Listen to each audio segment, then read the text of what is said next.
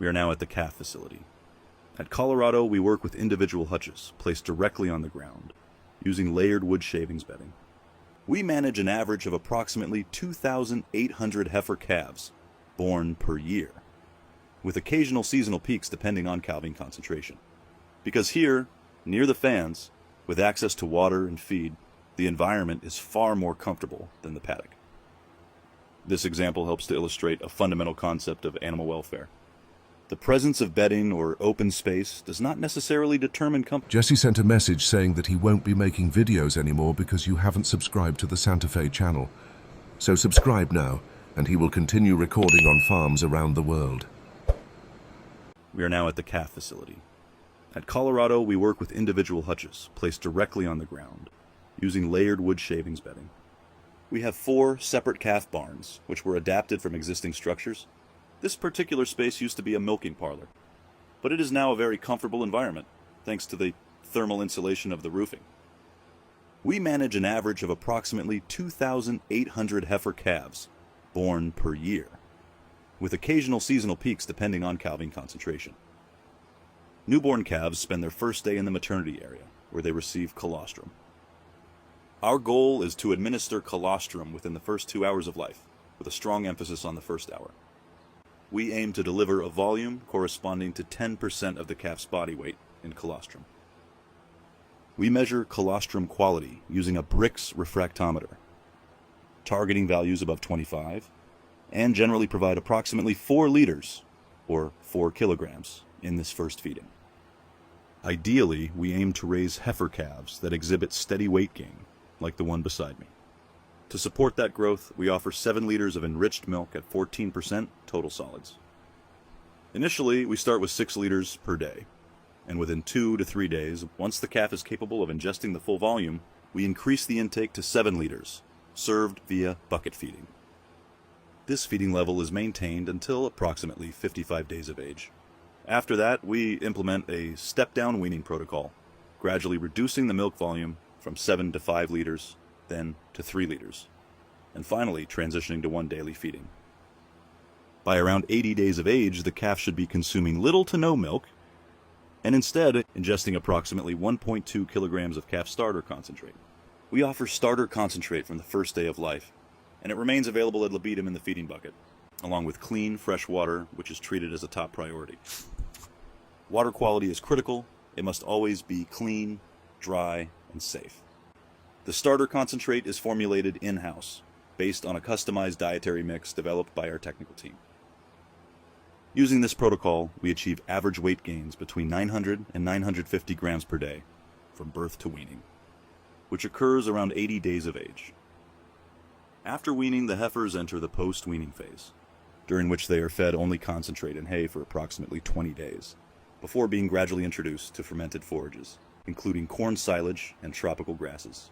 This represents a portion of our daily calf rearing routine.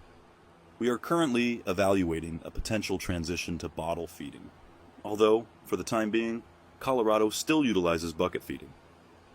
During this early development phase, up to approximately 90 days of age, we perform all essential tasks: weaning, weighing, vaccination schedules, and dehorning, with close monitoring of each calf's development and health status. Here we are observing the recently weaned heifers, which allows us to better understand their post-weaning diet. As mentioned earlier, this phase is based on hay and concentrate. These particular calves arrived here 2 days ago. They are newly weaned, and the objective at this stage is to prevent any loss of body weight. To achieve this, we keep them in enclosed group pens. They have access to clean water and the same concentrate they were previously fed, but now with slightly higher fiber content to support rumen health. The animals are grouped in batches of 9, and they remain on this diet for 20 days. After that, we begin transitioning them to pasture paddocks, allowing them to be exposed to natural conditions, including tick contact, which is part of the adaptation process. As the calves develop, the group sizes are increased from 9 to 18, and then from 18 to 35 animals per group.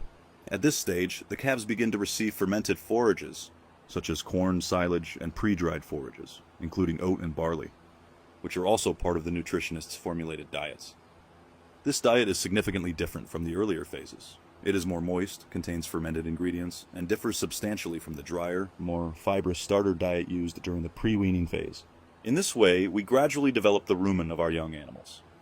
The heifers in this group are currently around 120 days old, or slightly older, and they are progressively moved into new groups as they grow. All vaccinations are administered during this stage. This is how Colorado implements a comprehensive system that completes the entire pre-adult development cycle. For us, a heifer is considered to exit the calf rearing phase once she reaches approximately 11 to 12 months of age. At that point, she remains on the farm but is transferred to a different management area, where we begin to prepare her for entry into the reproductive program. Reproductive protocols begin at approximately 13 months of age, when the heifer reaches around 380 kilograms, more or less. This marks the beginning of a new production cycle.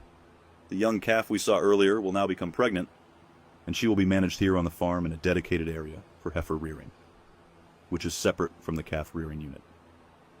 This current area is a calf facility for 200 heifers, and just ahead is the compost barn, which we built about 5 years ago, with capacity for 500 animals. We also apply the flushing system in that area to ensure proper hygiene and cleanliness. Here we see the bedding system, and this bedding is made using the material previously used in the calf hutches. The overlaid bedding from the young heifers is repurposed and brought here to serve as the substrate for the compost barn. The difference is that our compost barn is open, and the heifers have direct access to paddocks, where they are exposed to ticks. This is a deliberate part of Colorado's strategy to prepare animals for field conditions, since we sell genetics. And it is essential that animals raised in Brazil are adapted to tick challenges. The heifers remain in this area for approximately 3 additional months, after which they enter the reproductive phase, around the time they are approaching 11 months of age. This point also raises an interesting reflection on animal welfare. Many people often comment, "Oh, the animals are raised in confinement."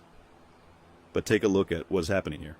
It's not hot, it's not raining, there's no intense sunlight, and the paddock gate is wide open. As you can see in the footage, not a single animal is out in the paddock. They're all inside. Why is that? Because here, near the fans, with access to water and feed, the environment is far more comfortable than the paddock. This example helps to illustrate a fundamental concept of animal welfare. The presence of bedding or open space does not necessarily determine comfort. Quite the opposite. When given the freedom to choose, the animals still prefer staying inside. This contextualizes for those watching the video the importance of creating an environment that meets the animal's core needs: clean air, clean water, high-quality feed, and ventilation. That is the essence. This setup clearly demonstrates true animal welfare, which is not about forcing animals to go outside, but rather ensuring they have freedom of choice. The fact that they have open access to the paddocks and still choose to remain in a controlled environment speaks volumes. And the same behavior is observed in the lactating cows as well.